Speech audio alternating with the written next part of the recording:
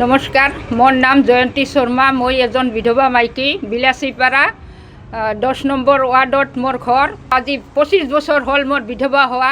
সৰু সৰু ল'ৰা ছোৱালীকেইটাক লৈ মই ডাঙৰ দীঘল কৰি এই ঘৰটোতে আজি আছোঁ। মোৰ শহুৰৰ দিনৰ মাটি। মই বুঢ়ী হ'লোঁ ইয়াতে।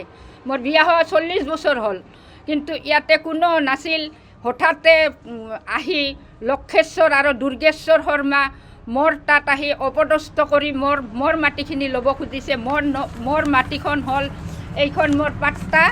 মোৰ মাটিখন হ'ল 98 আৰু তাহাঁতে কিনিছে বোলে 99।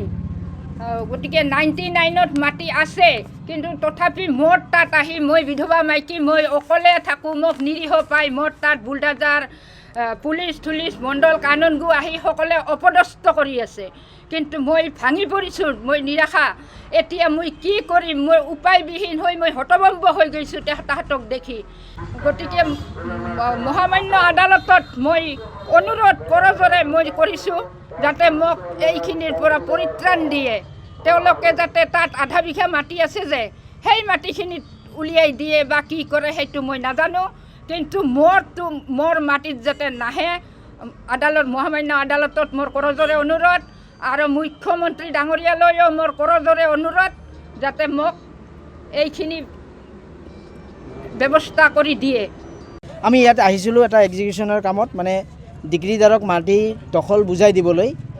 কিন্তু আমাৰ যিটো দাগ পাট্টা বা যিটো ডিগ্ৰী দিছে, ডিগ্ৰী অনুপাতে ডিগ্ৰীৰ আদেশ অনুযায়ী সেই 10 লেচা জমি ফিল্ডৰ পৰা কম হয়, সম্পূৰ্ণ উলিয়াব পৰা নাই মাপজোখ কৰি দেখাৰ পিছত।